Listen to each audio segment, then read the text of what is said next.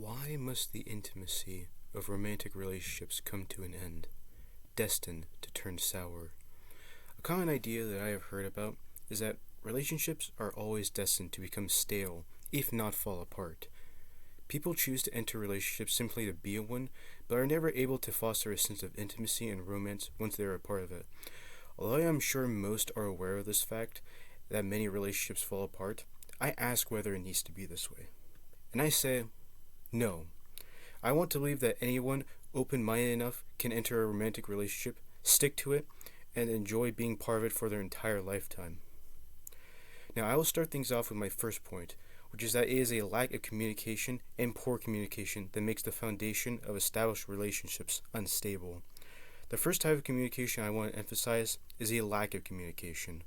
This should be apparent, since nobody likes the feeling of being ignored, but this is quite common. Frakowiak and others in a 2014 article from Springer Nature state, studies report that the experience of being snubbed due to a mobile phone may be associated with a heightened emotional state. Page 1836. This shows that not showing attention to partners makes them feel neglected and will cause future unnecessary conflict, yet many people focus on themselves and are ignorant of the needs of others. Of course, poor communication that creates defensiveness also produces unnecessary drama, largely through being supercritical of our partner. See, people put so much effort into simply entering a relationship, but people forget that that is half the battle, as maintaining is just as important, if not more important. The idea goes that lovers will be easily forgiving of constant criticisms, however small or unfair they may be. However, in Chapter 7 of Communication Mosaics, Wood states that we tend to feel defensive when others evaluate us, particularly when they evaluate us negatively. End quote. Page 389. Thus, people may decide to communicate rashly when angry or perturbed, and decide that pointing out flaws and weaknesses is simply suitable, especially as a way of solving conflicts, even if it is known it will hurt the other person. But in the long term, this practice will simply turn a relationship from something intimate to something estranged.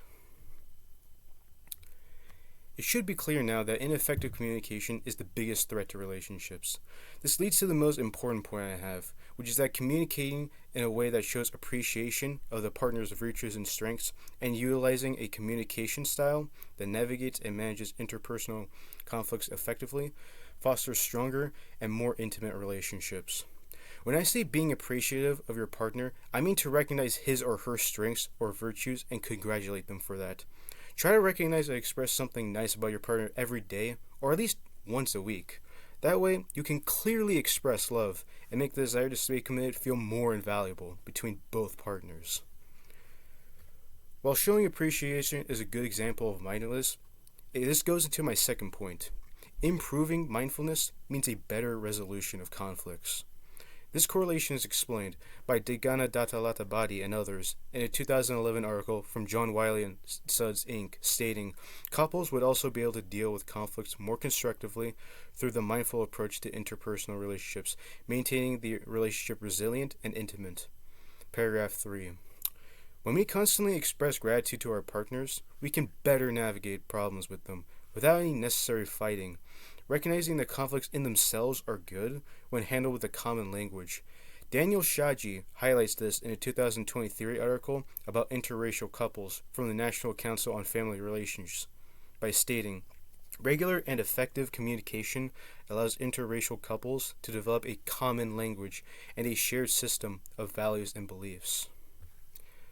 Now, everything I said still applies to anyone who is not in a romantic relationship but wants to be engaged in one. Even before engaging in anything romantic, it is important to be knowledgeable about communication and how to ensure it leads to a positive impact rather than a crippling relationship. Being in a relationship can be daunting, but it need not be that way. With communication designed around showing the worth of the other person and ensuring that we actively communicate with them as much as possible while refraining from anything slightly demeaning, we ensure a more intimate relationship with those we love. I want to thank you for your time. Thank you.